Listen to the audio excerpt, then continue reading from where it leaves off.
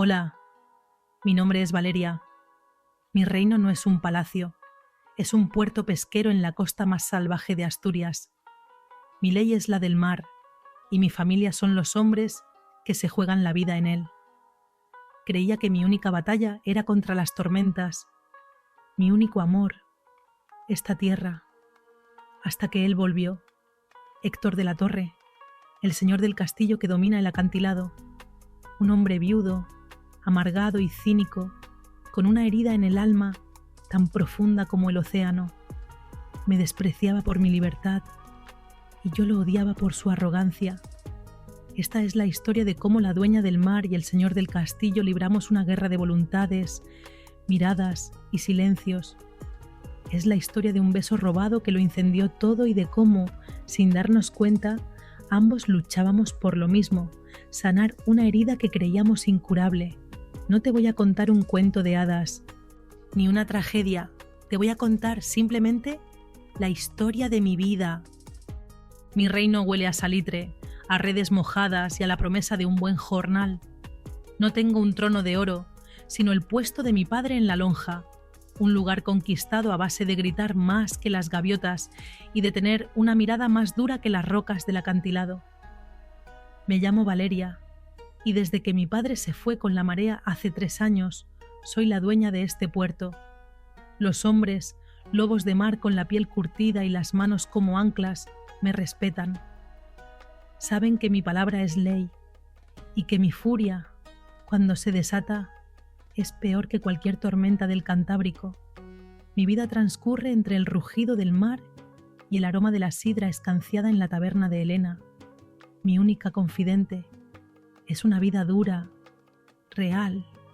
Por las mañanas, peleo los precios del pescado como una leona.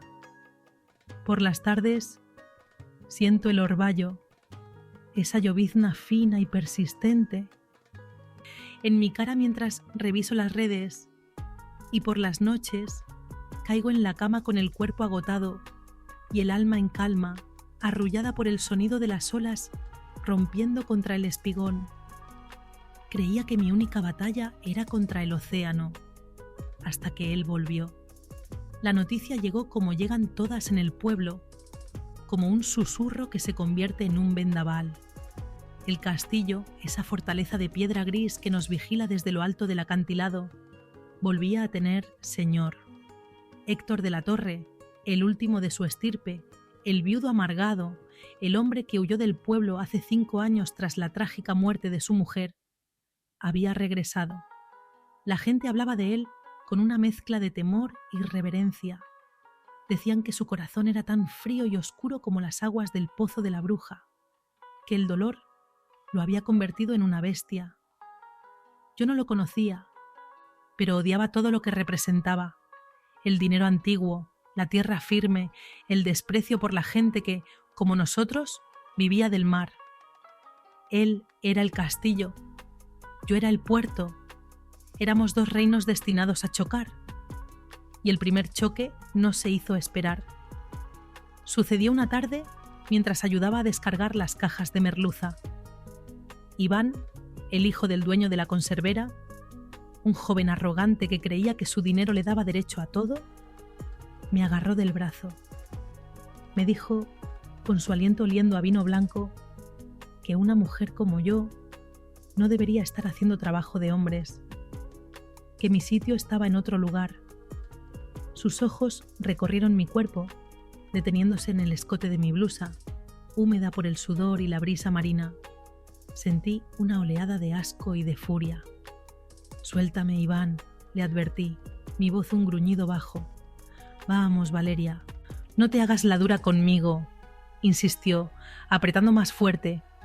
Y entonces una voz a nuestra espalda, una voz que no conocía, grave y cortante como el filo de una navaja, rompió el aire. Dijo, con una calma aterradora, que le soltara el brazo a la señorita. Nos giramos. Era él, Héctor de la Torre. Era más alto de lo que imaginaba, con el pelo oscuro revuelto por el viento y unos ojos grises del color del mar en un día de tormenta. Vestía con una elegancia sobria que gritaba «dinero», más que cualquier joya. No había ira en su rostro, solo un aburrimiento infinito, un desprecio glacial. Iván, al reconocerlo, palideció y me soltó como si mi piel quemara. Balbuceó una disculpa y se escabulló entre las cajas. Me quedé sola, frente al señor del castillo. Me miró de arriba abajo, sin disimulo. Su mirada no fue como la de Iván. No fue lasciva, fue peor. Fue analítica, casi zoológica, como si estuviera examinando a una criatura extraña y salvaje. Me dijo, con el mismo tono gélido, que las mujeres no deberían causar problemas en el muelle. La sangre me hirvió en las venas. ¿Disculpe? Ha oído bien, replicó. Este es un lugar de trabajo. Si quiere jugar a ser la reina del puerto, al menos hágalo sin montar espectáculos. Me quedé sin palabras, ahogada por la indignación. Él, que acababa de llegar, ¿se atrevía a decirme a mí lo que debía hacer en mi propio territorio? Antes de que pudiera responder, se dio media vuelta y se marchó, dejándome allí, temblando de rabia, con el olor de su perfume caro, una mezcla de cuero y vétiver, clavado en mi memoria. Aún no sabía que aquella no había sido una simple afrenta, había sido una declaración de guerra. Y yo nunca, jamás, he rehuido una buena batalla. Pasé los siguientes días alimentando mi odio. Cada vez que el viento traía el olor a tierra húmeda desde la colina del castillo, mi mandíbula se tensaba. Me lo cruzaba por el pueblo, conduciendo su coche antiguo, siempre con esa expresión de desdén en el rostro. Nos ignorábamos con una hostilidad tan palpable que la gente a nuestro alrededor parecía encogerse. La guerra fría entre el castillo y el puerto se había convertido en el principal cotilleo de las tabernas. Mi hermano Javier, siempre la voz de la razón, me advirtió que tuviera cuidado. Me dijo, mientras reparábamos una red bajo el sol de la tarde, que los de la torre siempre habían sido peligrosos, que no provocara a un animal herido, pero yo no quería escuchar. Su arrogancia había despertado mi lado más salvaje. La oportunidad para mi contraataque llegó con la fiesta anual de la Virgen del Carmen, la patrona de los marineros. Todo el pueblo se engalanaba. Había música, sidra y el olor a sardinas asándose en las parrillas del puerto.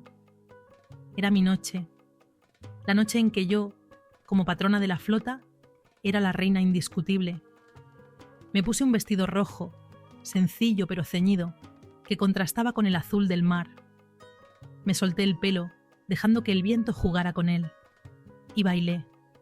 Bailé con mis hombres, con los viejos lobos de mar y con los jóvenes aspirantes, riendo, bebiendo, sintiéndome viva y poderosa en el corazón de mi reino. Y entonces lo vi llegar. Por supuesto que vino. Un señor feudal no puede faltar a la fiesta de sus vasallos. Venía acompañado del médico, el doctor David, un hombre bueno y amable con el que yo a veces coqueteaba sin malicia. Héctor no encajaba. Su traje oscuro era una mancha de luto en medio de la alegría popular. Se quedó en un rincón, observando, con un vaso de whisky en la mano y esa mirada cínica que me sacaba de quicio. Decidí provocarlo. Cogí a Iván, que no se había atrevido a acercárseme desde el incidente del muelle, y lo saqué a bailar, justo delante de él. Bailé pegada a Iván, riéndome de sus torpes cumplidos, pero mis ojos estaban fijos en la sombra del castillo.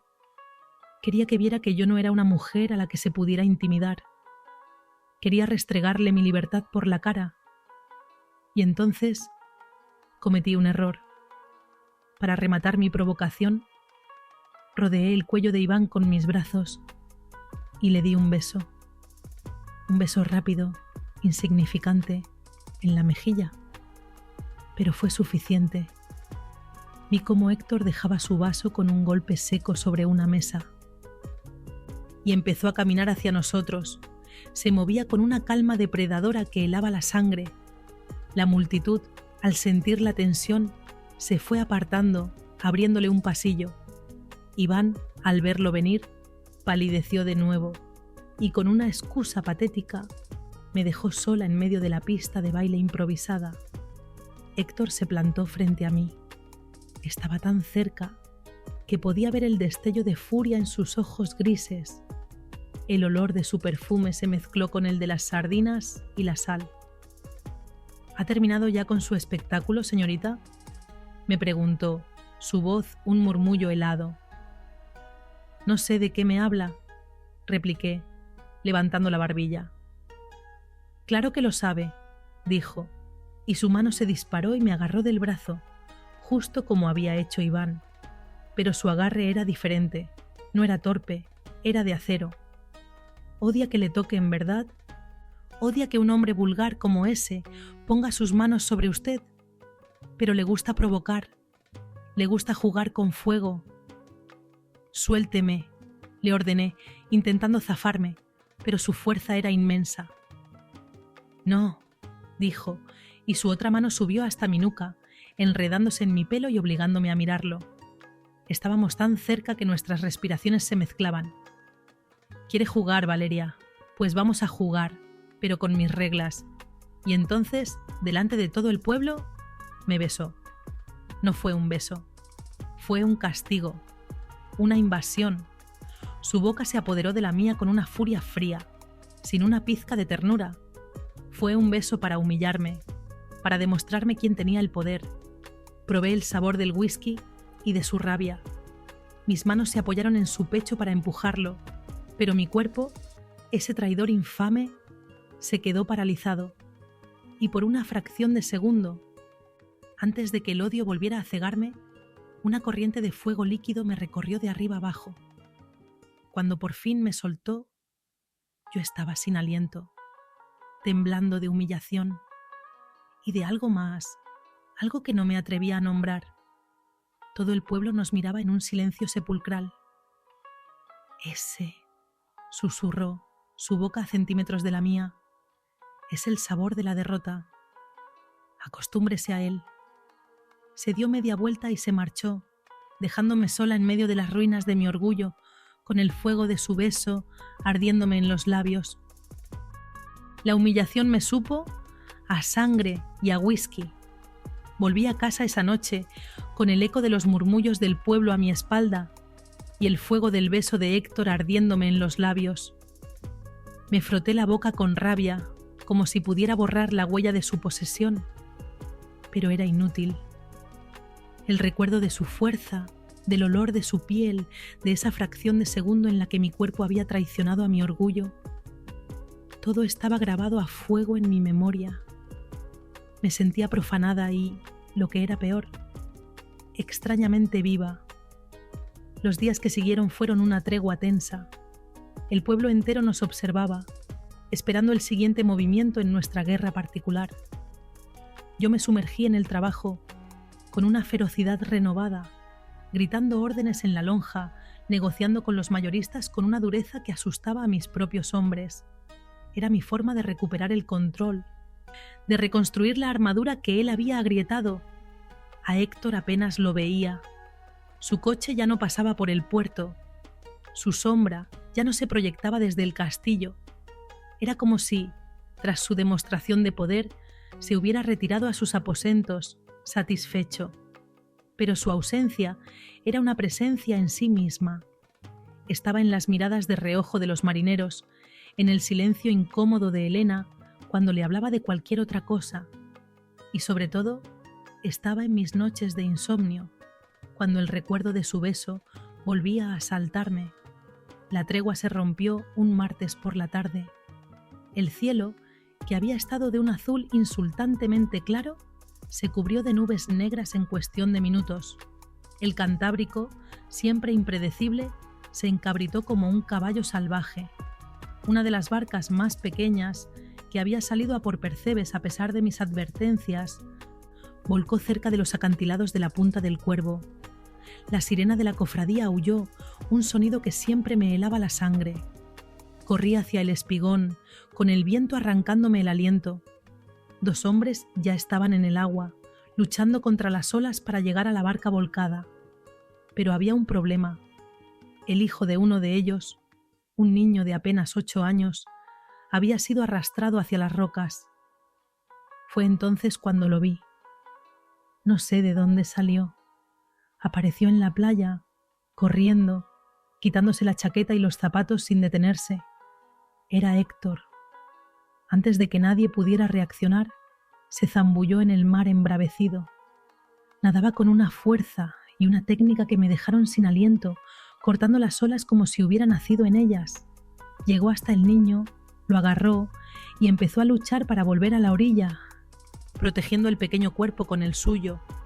Justo cuando estaba a punto de llegar, una ola traicionera, más grande que las demás, se levantó y se estrelló contra ellos, lanzándolos contra las rocas afiladas. El grito que se me escapó no fue el de la patrona del puerto, fue el de una mujer aterrada. Sin pensarlo, corrí hacia el agua. Mis hombres me siguieron. Juntos, hicimos una cadena humana para llegar hasta ellos. Sacamos al niño primero, asustado y con algunos rasguños, pero vivo. Luego fuimos a por él. Estaba boca abajo en el agua, con una brecha horrible en la cabeza de la que emanaba un hilo de sangre que se disolvía en la espuma del mar. Lo giré. Su cuerpo, pesado e inerte, era un ancla. Su rostro estaba pálido, sus labios amoratados. Por un instante, el pánico me paralizó. El hombre que más odiaba en el mundo se estaba muriendo en mis brazos, y en ese momento no sentí victoria. Sentí un terror helado, primordial. Lo arrastramos hasta la arena, y mientras mis hombres corrían a buscar al doctor David, yo me arrodillé a su lado. Le tomé el pulso en el cuello. Era débil, pero estaba allí. Mi formación como sanitaria, básica pero sólida, se activó. Le abrí la boca para asegurarme de que no se ahogaba. Y mientras lo hacía, mis dedos rozaron sus labios. Los mismos labios que me habían besado con furia. Ahora estaban fríos, inertes. Sentí su barba de un par de días, áspera y mojada, contra mi piel, y debajo el calor residual de su vida. El contacto fue tan íntimo, tan opuesto al beso violento, que me sacudió por dentro. Le presioné el pecho para expulsar el agua que había tragado. Sentí la dureza de sus músculos bajo mis manos, la solidez de su caja torácica. Olía a mar, a sangre y a él. Era un olor animal, vulnerable, el olor de un hombre herido. El señor del castillo, el déspota arrogante, había desaparecido. En la arena, bajo la lluvia que empezaba a caer, solo quedaba un hombre, y yo, por razones que no me atrevía a analizar, estaba luchando por él con todas mis fuerzas. Lo llevamos al pequeño consultorio del pueblo en volandas. El doctor David ya estaba allí, con su expresión de calma profesional, pero vi el pánico en sus ojos cuando vio el estado de Héctor. Tenía una conmoción cerebral severa, hipotermia y varias costillas magulladas. Su vida pendía de un hilo. «Tenemos que llevarlo al hospital de la capital», dijo David mientras le ponía una vía intravenosa. «No aguantará el viaje», repliqué, mi voz sonando más segura de lo que me sentía. «La carretera de la costa estará cortada por desprendimientos con esta lluvia. Tenemos que estabilizarlo aquí». David me miró, sorprendido por mi tono autoritario, pero asintió. Durante las siguientes horas trabajamos en un silencio febril, convirtiendo el pequeño consultorio en una unidad de cuidados intensivos improvisada. La parte más difícil fue quitarle la ropa empapada. Mientras David preparaba las medicinas, me tocó a mí. Con unas tijeras corté la camisa de lino, ahora teñida de sangre y agua salada. Dejé al descubierto su torso. Era la segunda vez que lo veía tan expuesto, pero esta vez fue diferente. No había ira ni humillación, solo una intimidad cruda y médica. O eso me decía a mí misma. Pero era imposible no ver, no sentir. Su cuerpo era un mapa de contradicciones. La piel pálida, casi translúcida, salpicada de pequeñas cicatrices que hablaban de una vida de acción, no de un señorito de castillo. Músculos duros, definidos, pero tensos incluso en la inconsciencia, y un pequeño tatuaje casi borrado en el costado, las coordenadas de un lugar perdido en el océano. Mi mano, al pasar una gasa por su pecho para secarlo, tembló. El contacto con su piel caliente, febril, me provocó una reacción en cadena. Un calor que nació en mi vientre y se extendió por todo mi cuerpo, haciéndome sentir culpable y viva. Por la noche, la fiebre subió. Una infección se había apoderado de su cuerpo debilitado. David se fue a descansar y yo me quedé de guardia. Las horas se hicieron eternas, marcadas solo por el sonido del monitor de constantes vitales y sus delirios febriles. No hablaba de barcos ni de tormentas. Susurraba un nombre de mujer, una y otra vez, con una mezcla de amor y de rabia que me encogía el alma. Isabel, mentirosa, Isabel. Justo después de la medianoche, alguien llamó suavemente a la puerta. Era Elena, la mujer que trabajaba como ama de llaves en el castillo. Era una señora mayor, de rostro dulce y arrugado, con los ojos llenos de pánico, y de su mano se agarraba una niña. Tendría unos 7 u 8 años. Era una copia en miniatura de Héctor. El mismo pelo oscuro y rebelde, los mismos ojos grises, aunque los suyos no eran de tormenta, sino de un cielo asustado. Era su hija, Clara. Elena me explicó que la niña se había despertado y no había encontrado a su padre. Estaba aterrada. No pude negarle la entrada.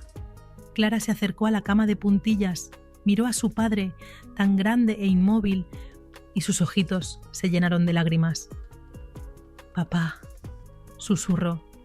En ese instante, Héctor se agitó. Sus párpados temblaron.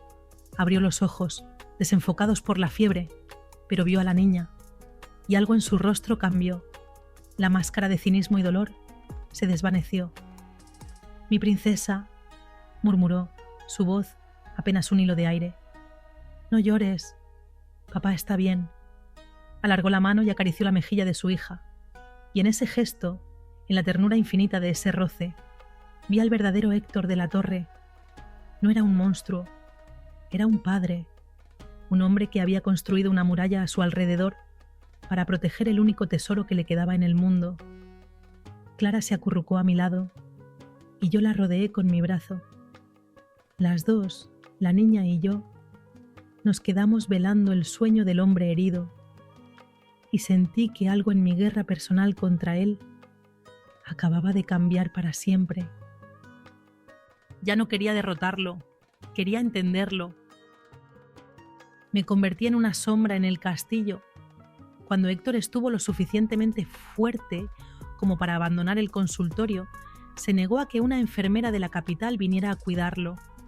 El doctor David, superado por la terquedad de su paciente, me miró con ojos suplicantes. Y yo, sin saber muy bien por qué, acepté. Me instalé en una de las habitaciones de invitados del ala oeste, un cuarto inmenso con un ventanal que se abría directamente sobre el acantilado. Cada mañana me despertaba el rugido del Cantábrico, un sonido que antes era mi hogar y que ahora se sentía como el eco de mi propia jaula. Mi vida se convirtió en una rutina de silencios y cuidados. Por las mañanas le cambiaba el vendaje de la cabeza. Mis dedos, acostumbrados a la aspereza de las redes de pesca, se movían con una delicadeza que no sabía que poseía sobre su piel. Sentía la textura de su pelo oscuro, sedoso y espeso, y el calor que emanaba de su herida, que cicatrizaba a buen ritmo. Él permanecía inmóvil durante la cura, con los ojos cerrados, pero yo sentía la tensión de su cuerpo bajo mis manos, la lucha constante por no mostrar debilidad. Su olor en la habitación era una mezcla de antiséptico, el aroma a lino limpio de las sábanas y algo más profundo, un olor a hombre, a tormenta contenida, que se me metía bajo la piel y se quedaba conmigo mucho después de salir del dormitorio. Clara, su hija, se convirtió en mi pequeña aliada. Era una niña solitaria, de una inteligencia despierta y una tristeza antigua en su mirada gris. Pasábamos las tardes en la enorme biblioteca del castillo, un lugar que olía a cuero viejo y a vainilla.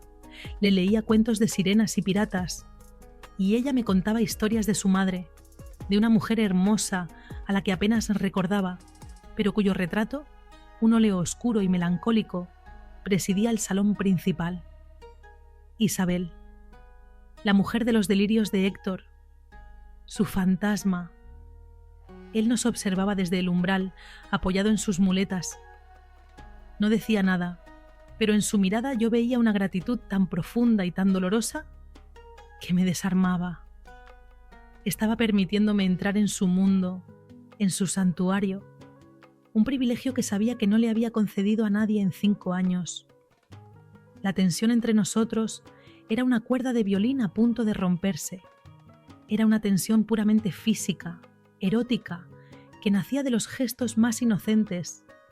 Ayudarlo a sentarse en el sillón y sentir la dureza de sus hombros bajo mis manos, acercarle un vaso de agua y que nuestros dedos se rozaran durante una fracción de segundo, provocando una descarga que a ambos nos hacía retirar la mano como si nos hubiéramos quemado. Una noche, mientras le ayudaba a ponerse el pijama, la tela de su camisa se enganchó en el vendaje. Tuve que acercarme mucho para soltarla, tanto que mi pecho rozó su espalda. Sentí cómo su cuerpo se tensaba por completo, cómo contenía la respiración. Mi propio aliento se quedó atrapado en mi garganta. Olía a jabón y a piel caliente. Levanté la vista y nuestros ojos se encontraron en el reflejo del espejo que teníamos enfrente. Su mirada era oscura, turbia, llena de un deseo tan crudo que me sentí desnuda. Fue un instante, nada más. Pero en ese instante ambos supimos que el juego había cambiado. Ya no éramos el señor y la plebeya, éramos un hombre y una mujer, y esa constatación era más peligrosa que cualquier tormenta. Marco irrumpió en el castillo una tarde, sin anunciarse. Lo encontré en el gran salón, discutiendo a gritos con Héctor, que se había puesto de pie con dificultad, apoyado en el respaldo de su sillón. Marco me acusó, con la cara roja de furia, de ser una traidora. Me dijo que todo el pueblo se reía de mí, la mujerzuela que se había metido en la cama del señor para asegurarse un futuro. Sus palabras eran veneno puro. Antes de que yo pudiera responder, la voz de Héctor retumbó en la sala. Le ordenó, con una calma que helaba la sangre, que se disculpara y se largara de su casa.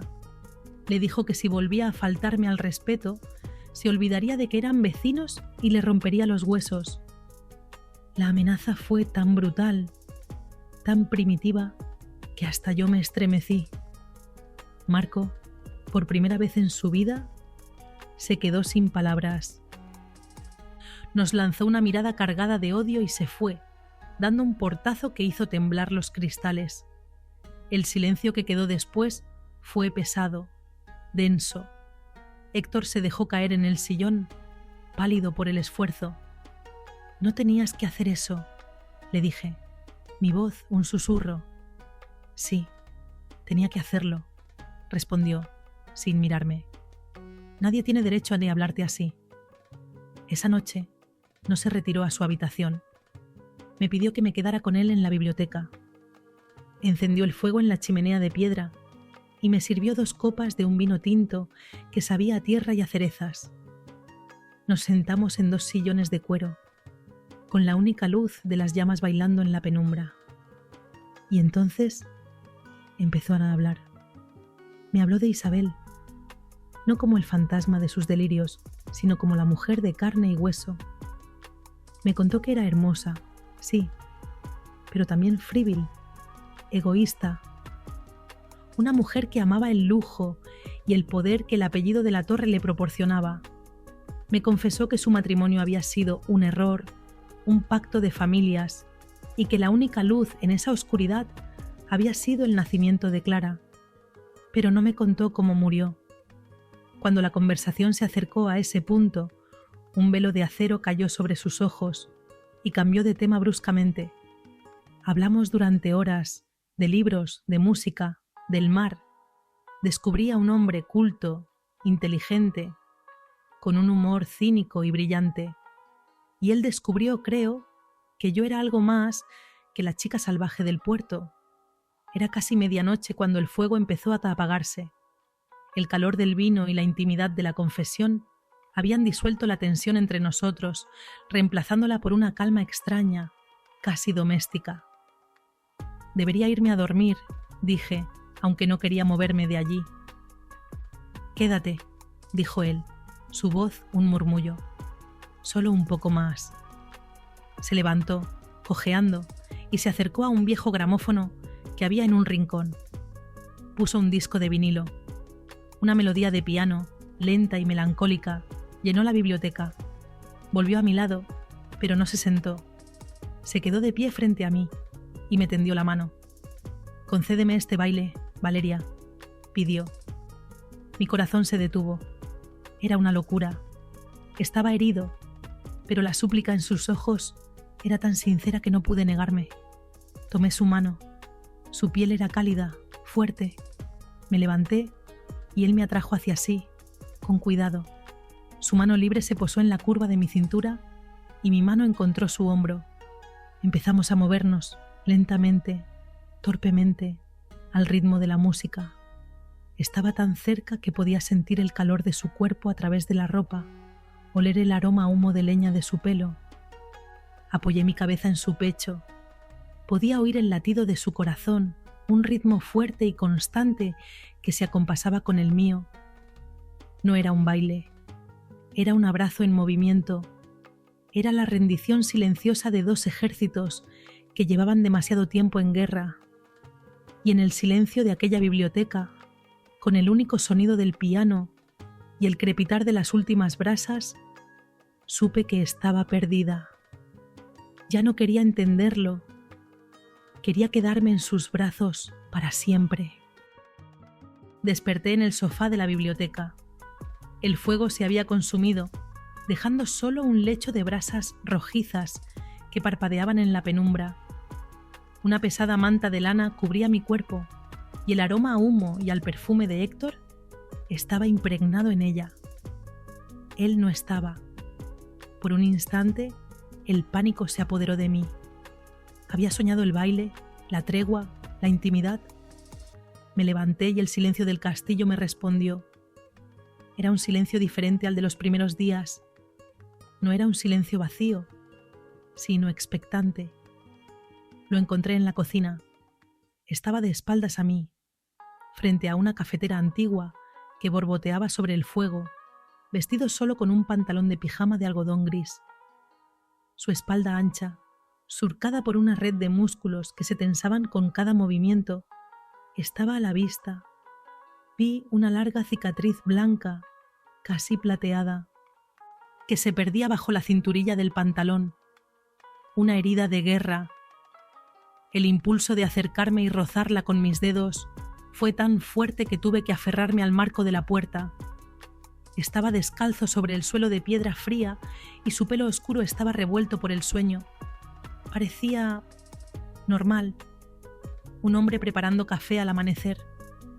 Y esa normalidad era lo más extrañamente erótico que había presenciado. Se giró, como si sintiera mi presencia, y me vio. No hubo sorpresa en su mirada, sino una calma que me desarmó. «Buenos días», dijo, su voz grave, un poco ronca por el sueño. «Hay café». Mientras me servía una taza, el vapor empañando el cristal de la ventana que daba al mar, me di cuenta de que algo fundamental había cambiado entre nosotros. La hostilidad había desaparecido, reemplazada por una timidez casi adolescente, una torpeza en nuestros gestos. No sabíamos cómo comportarnos en este nuevo territorio de paz. Hablábamos de cosas triviales, del tiempo, de la recuperación de su pierna, de los progresos de Clara con la lectura. Pero debajo de cada palabra vibraba una corriente subterránea, un diálogo silencioso de miradas y roces accidentales. Ese día me pidió que lo acompañara a dar un paseo por los jardines del castillo. Cojeaba, apoyándose en su bastón, pero se negaba a aceptar mi brazo. Su orgullo seguía intacto, pero ahora me parecía una cualidad admirable, no un defecto. El jardín era un caos de belleza salvaje, con rosales trepadores que se aferraban a los muros de piedra y el olor a tierra húmeda y a menta flotando en el aire. Fue allí, en un pequeño invernadero abandonado al fondo del jardín, donde encontré la primera pieza del verdadero puzzle de su pasado. Estaba buscando unas tijeras de podar para cortar unas rosas para Clara, cuando mis dedos tropezaron con una caja de madera escondida bajo unas macetas viejas. La curiosidad fue más fuerte que yo. La abrí. Dentro había un pequeño diario encuadernado en cuero y un fajo de cartas atadas con una cinta de seda. Eran de Isabel, su mujer muerta. No debía hacerlo, sabía que era una profanación, una invasión de su dolor, pero no pude evitarlo. Abrí el diario. La caligrafía era elegante, femenina. Leí solo unas pocas líneas, al azar. No hablaban de amor, hablaban de aburrimiento, de frustración, de un pueblo que la asfixiaba, de un marido al que describía como un carcelero honorable. Y entonces un nombre apareció, una y otra vez. Marco. El aire se me heló en los pulmones. Marco. El mismo Marco que me había acosado en el puerto, el mismo que había irrumpido en el castillo lleno de celos. Las cartas confirmaron mis sospechas. Eran cartas de amor, cartas apasionadas, clandestinas, llenas de planes de fuga. Isabel y Marco eran amantes. Cerré la caja de golpe, con el corazón martilleándome en el pecho. La historia que Héctor me había contado, la de una mujer frívola y egoísta, era solo la punta del iceberg. Su cinismo, su amargura, todo cobraba un nuevo y terrible sentido. Había sido traicionado, humillado de la forma más íntima por el hombre que ahora intentaba seducirme a mí. Volví a la casa con el peso de ese secreto ajeno sobre mis hombros. Héctor me esperaba en la terraza. Me vio llegar, pálida, y supo que algo había cambiado. La calma que habíamos construido se hizo añicos. Me preguntó qué me pasaba. Negué con la cabeza, incapaz de mirarlo a los ojos. Él se acercó, y su mano, grande y cálida, me tomó de la barbilla, obligándome a levantar la vista. «A mí no me mientas, Valeria», me dijo, su voz suave pero firme. «Lo veo en tus ojos. ¿Qué has encontrado?» No podía decírselo. No podía ser yo quien reabriera esa herida. Pero mi silencio fue la más elocuente de las confesiones. Lo supo al instante. Su mano se apartó de mi rostro y una máscara de hielo cayó sobre sus facciones. «El invernadero», dijo, más para sí mismo que para mí. Se dio la vuelta y se marchó, cojeando, hacia los jardines. Lo vi desaparecer entre los rosales, un hombre que caminaba de nuevo hacia sus fantasmas. Lo había roto. Nuestra frágil tregua, construida a base de cuidados y bailes a medianoche, acababa de ser devastada por los secretos de una mujer muerta. La distancia que se abrió entre nosotros esa tarde fue más profunda y más fría que el propio Cantábrico. Héctor se encerró en su estudio y no salió en todo el día. Yo me quedé con Clara, intentando jugar con ella, pero mi mente estaba en otra parte. Me sentía culpable, como si hubiera desenterrado a un muerto y lo hubiera dejado en medio del salón. Por la noche, la tensión era insoportable. Cenamos en silencio. Clara, con la sensibilidad de los niños, notó que algo iba mal y se refugió en sus propios pensamientos. Después de acostar a la niña, yo me retiré a mi habitación. No quería enfrentarme a él, no sabía qué decirle. Estaba a punto de meterme en la cama cuando alguien llamó a mi puerta. Era él. Estaba de pie en el umbral, con una botella de whisky en una mano y 2 vasos en la otra.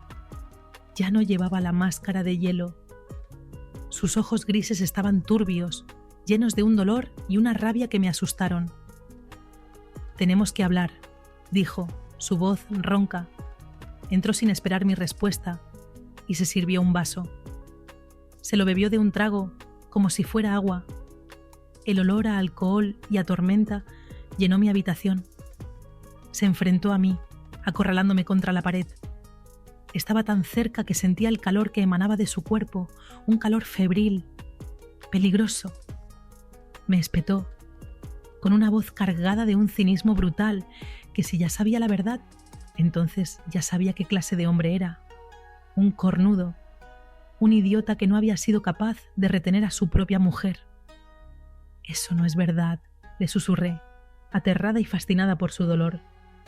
«Claro que lo es», gritó, y su puño golpeó la pared a centímetros de mi cabeza. El impacto hizo que me estremeciera. Ella me odiaba. Odiaba este castillo. Odiaba este pueblo. Y yo la amaba tanto que la estaba asfixiando. La amaba tanto que no vi que se estaba fugando en mis narices con ese niñato. Sus palabras eran un torrente de veneno y autodesprecio.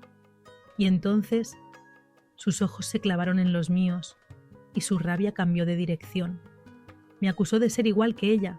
Me dijo que había visto la forma en que Marco me miraba, que había visto mi juego de provocación en la fiesta. Me preguntó si también me estaba riendo de él, si yo era el siguiente capítulo de su humillación. «¿Cómo te atreves?», le respondí, y mi propio miedo se convirtió en furia. Le di un empujón en el pecho, un gesto inútil contra su cuerpo de roca. «¿Después de todo lo que he hecho por ti? Después de haberme enfrentado a todo el pueblo por defenderte». «¿Defenderme?», se rió, una risa amarga y rota.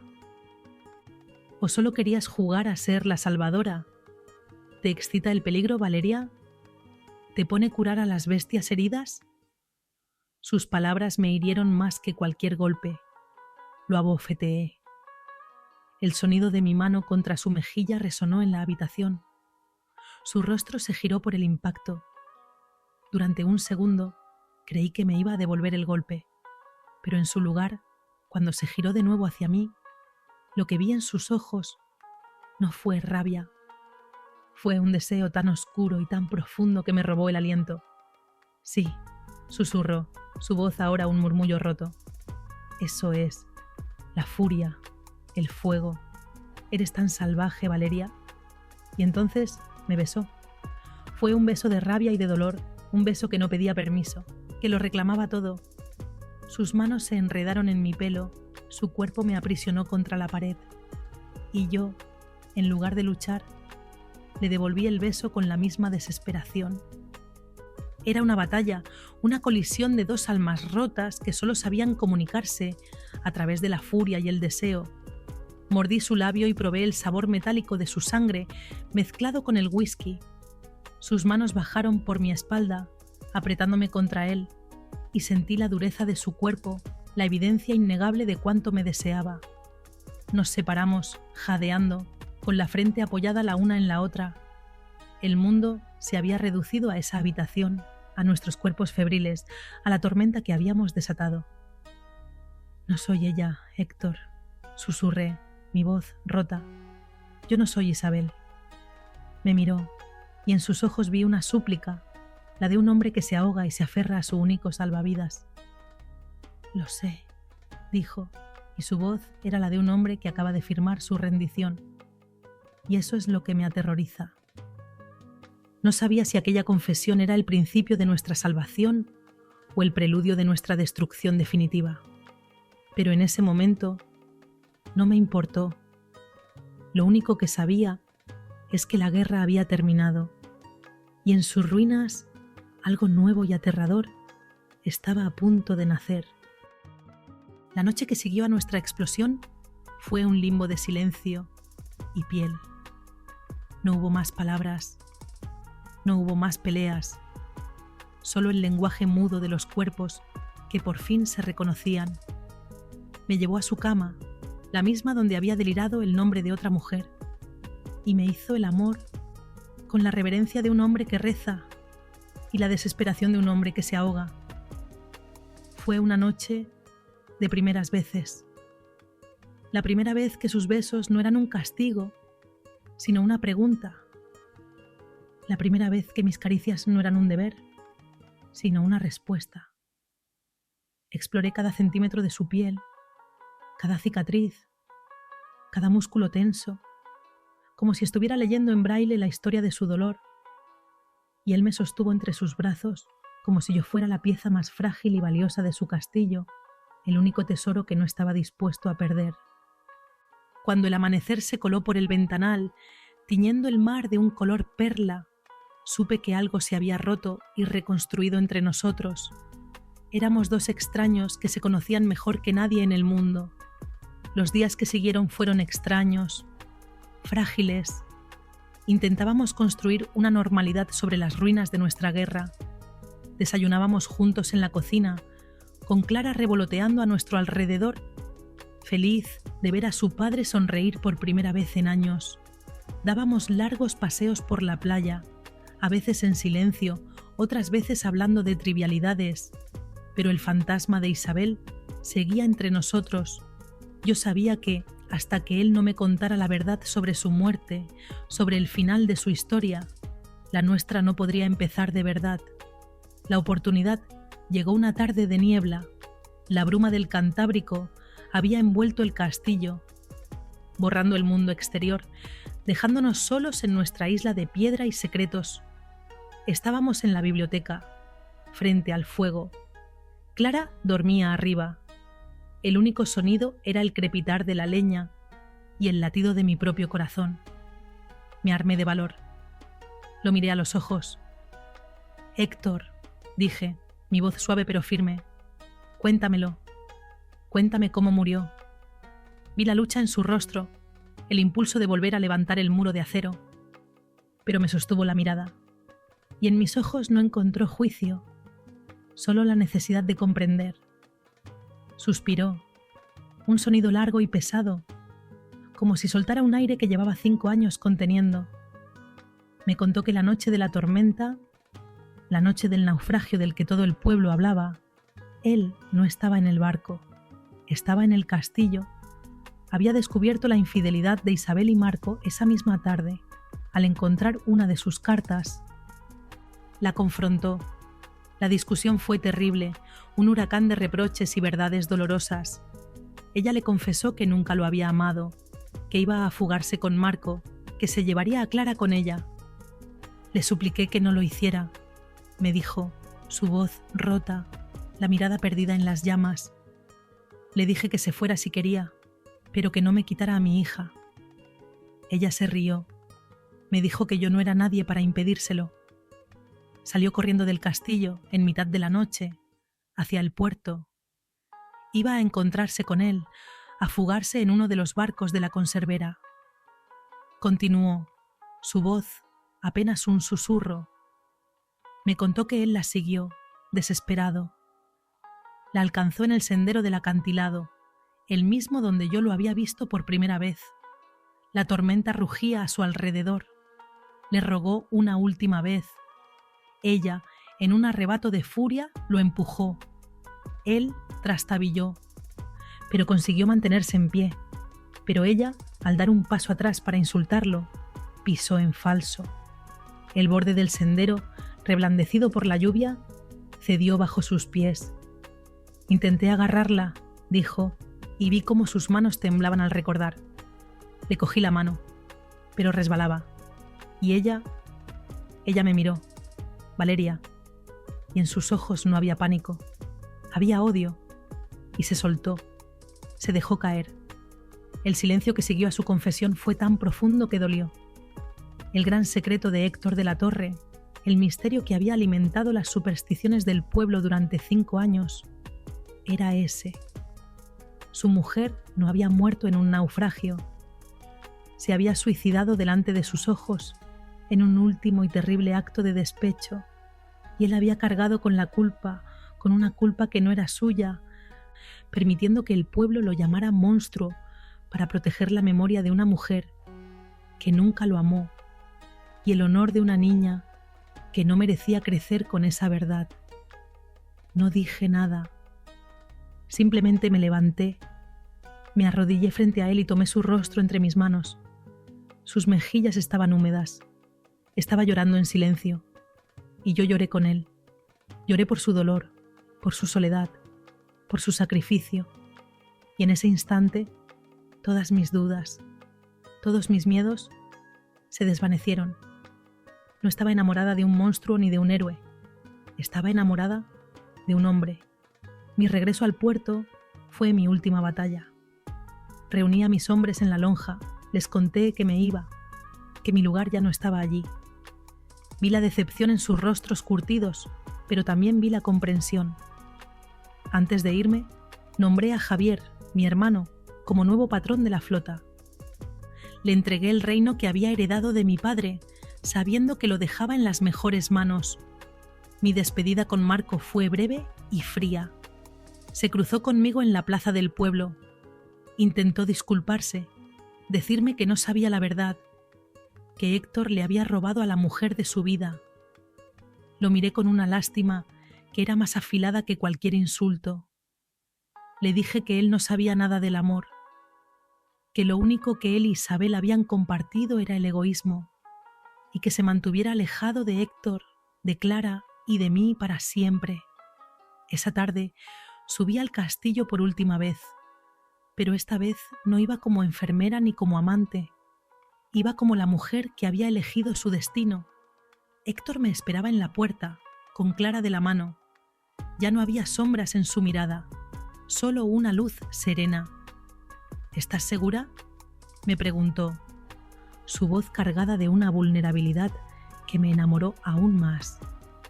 Nunca he estado más segura de nada en mi vida, le respondí. Nuestra boda no fue en la iglesia del pueblo, sino en el acantilado, con el mar como único testigo y el sol del atardecer tiñendo las nubes de fuego. No hubo invitados, solo nosotros tres, y la promesa silenciosa de construir una nueva familia sobre las ruinas de las viejas heridas. A veces, por la noche, cuando el viento del Cantábrico aúlla contra los cristales del castillo, Héctor me abraza en la cama y me susurra al oído que yo soy su única tormenta y su único puerto seguro. Y yo le beso y siento el sabor a sal y a hogar. Mi reino ya no huele a pescado, sino a tierra mojada y a leña de roble. Mi ley ya no es la de la lonja, sino la del latido de un corazón que aprendió a confiar de nuevo. No sé si nuestra historia es un cuento de hadas o una tragedia con final feliz. Lo único que sé es que la dueña del mar encontró a su rey en el señor del castillo, y juntos aprendimos que el amor más salvaje es el único que, de verdad, puede traerte la paz. Y así seguimos, juntos, dejándonos mecer por las mareas del destino,